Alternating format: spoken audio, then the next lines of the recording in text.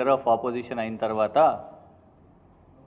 కాంగ్రెస్ వాళ్ళు రేవంత్ రెడ్డి గారి చక్రం తిప్పి రాహుల్ గాంధీ గారిని లీడర్ ఆఫ్ ఆపోజిషన్ చేసిందని వారికి అనుకూలంగా ఉన్న కొన్ని మౌత్ పీసెస్ ఇవి చెప్పడం ఇది చూస్తే ఆశ్చర్యం వేసింది.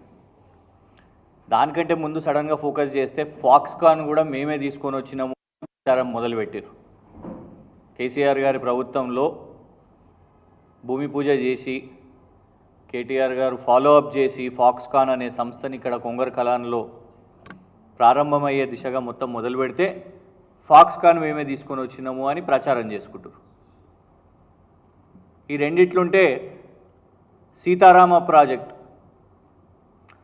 దాన్ని మొత్తం అక్కడున్న ఆదివాసులతో మాట్లాడి భూసేకరణ చేపట్టి అధికారులతోని ఎక్స్పర్ట్స్తోని ఇంజనీర్స్తోని కొన్ని సంవత్సరాలు కేసీఆర్ గారు దాని మీద మొత్తం ఎక్సర్సైజ్ చేసి ఫండ్స్ అలొకేషన్ చేసి దాని నిర్మాణం చేపడితే ఇప్పుడు ఈ 6 నెలల్లో వచ్చిన ప్రభుత్వం ఇది కూడా వాళ్ళ ఖాతాలోనే వేసుకోవడం.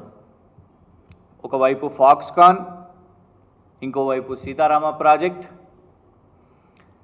ఇంకోవైపు రాహుల్ గాంధీ గారిని లీడర్ ఆఫ్ ఆపోజిషన్ చేసినామని చెప్పుకోవడం. నిన్న ఈ స్మార్ట్ సిటీస్ కేంద్ర ప్రభుత్వం స్మార్ట్ సిటీస్ ఎక్స్టెన్షన్ చేపట్టాలని అన్ని రాష్ట్రాలకు రాస్తూ వాళ్ళు ఒక నిర్ణయం తీసుకున్నారు. ఇది కూడా రేవంత్ రెడ్డి గారే చేపించారు అని వాళ్ళ కాంగ్రెస్ నాయకులు మాట్లాడడం. ఇక ప్రధానంగా ఈ 2 సబ్జెక్టులు ఆల్రెడీ పాలాభిషేకాలు మొదలు పెట్టుకున్నారు. కంటోన్మెంట్ మర్జర్ విషయంలో రేవంత్ రెడ్డి గారే నరేంద్ర మోదీ గారిని ఒప్పించి కంటోన్మెంటు రాష్ట్ర ప్రభుత్వం మున్సిపాలిటీలో మర్జ్ అయ్యే విషయంగా వాటిని విలీనం చేసే నిర్ణయం కూడా రేవంత్ రెడ్డి గారే తీసుకున్నారని. ఇది 4 జనవరి 2023 కేసీఆర్ గారి ప్రభుత్వంలో కంటోన్మెంట్ బోర్డు విలీనం కోసం వేసిన కమిటీలో 8 సభ్యులతోని చేసిన కమిటీలో అందులో గత ప్రభుత్వం కేసీఆర్ గారి ప్రభుత్వంలో MAUD శాఖ సెక్రటరీని అంటే కేటీఆర్ గారు మంత్రిగా ఉన్నప్పుడు ఆ శాఖకు సంబంధించిన కార్యదర్శిని కూడా ఈ కమిటీలో వేశారు.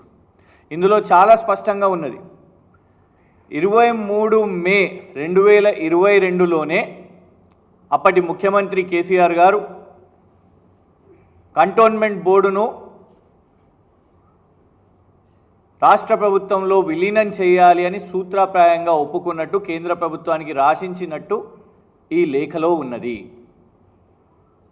కానీ రేవంత్ రెడ్డి గారు కాంగ్రెసు ఖాతాలకు వేసుకుంటున్నది. పాలాభిషేకాలు మొత్తం మేమే చేసుకుని వచ్చినాం. విచిత్రం ఏంటంటే దేశవ్యాప్తంగా తీసుకున్న నిర్ణయం అది. దేశవ్యాప్తంగా మొన్న 28 జూన్ నాడు కేంద్ర ప్రభుత్వం అన్ని కంటోన్మెంట్ బోర్డ్స్ను విలీనం చేయాలి అనేది వాళ్ళు తీసుకున్న ఆలోచన. దానికోసం రాష్ట్ర ప్రభుత్వాలను అడిగితే దానికోసం ఒకసారి కాదు 2 సార్లు కాదు ఇంతమంది రక్షణ శాఖ మంత్రులను కేటీఆర్ గారు వెళ్ళి కలిసి పర్సనల్గా మోదీ గారి ప్రభుత్వంలో సుష్మా స్వరాజ్ స్వర్గీయులు సుష్మా స్వరాజ్ గారి నుంచి మొదలుపెట్టుకుంటే స్వర్గీయులు మనోహర్ పారేకర్ గారు, ఆ తర్వాత అరుణ్ జైట్లీ గారు, నిర్మలా సీతారామన్ గారిని కూడా కలిసి, రాజ్నాథ్ సింగ్ గారిని కూడా కలిసి ఎన్నోసార్లు మరి రక్షణ శాఖ భూములు విలీనం వీటన్నిటి విషయం మీద కూడా కేటీఆర్ గారు దశాబ్ది మొత్తం కూడా పోరాటం చేసి ఆ తర్వాత ఆ కమిటీలో కూడా భాగస్వాములు అయ్యి ఈ విలీనం కోసం కమిటీలో మొత్తం ఆ మ్యాప్ కానివ్వండి, ఏ భూములు ఉన్నాయి రాష్ట్ర ప్రభుత్వానికి చెందినవి, అందులో పేదవాళ్లకు రావాల్సినవి,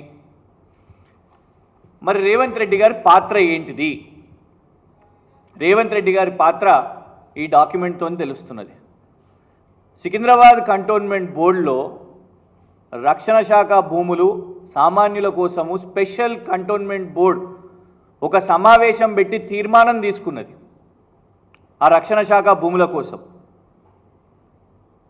అప్పుడు రేవంత్ రెడ్డి గారు మెంబర్ ఆఫ్ పార్లమెంట్ 11 ఆగస్టు 2023న ఈ ప్రత్యేక సమావేశంలో తీసుకున్న తీర్మానంలో రేవంత్ రెడ్డి గారు హాజరు కాలేదు అనేసి మినిట్స్ ఆఫ్ ద మీటింగ్ చాలా స్పష్టంగా చెప్తున్నది.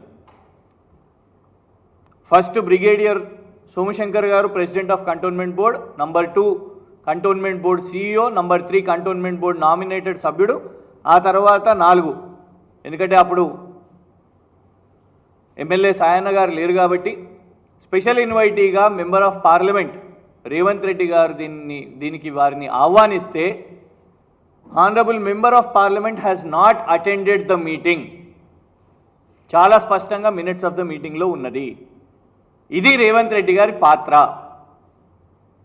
అంత స్పెషల్ బోర్డ్ మీటింగ్, దీని పేరే true extract of the special board meeting of cantonment, రక్షణ శాఖ భూముల విషయం మీద మొత్తం ఇయర్ మార్కింగ్ చేసి ఎన్ని భూములు ఉన్నాయి, ఎంత రాష్ట్ర ప్రభుత్వానికి కేటాయించాలి అనే స్పెషల్ తీర్మానం దాంట్లో రేవంత్ రెడ్డి గారు అసలు పాల్గొనకపోతే ఇప్పుడు పాలాభిషేకాలు చేసుకుంటే ఏం లాభం, క్రెడిట్లు కొడితే ఏం లాభం?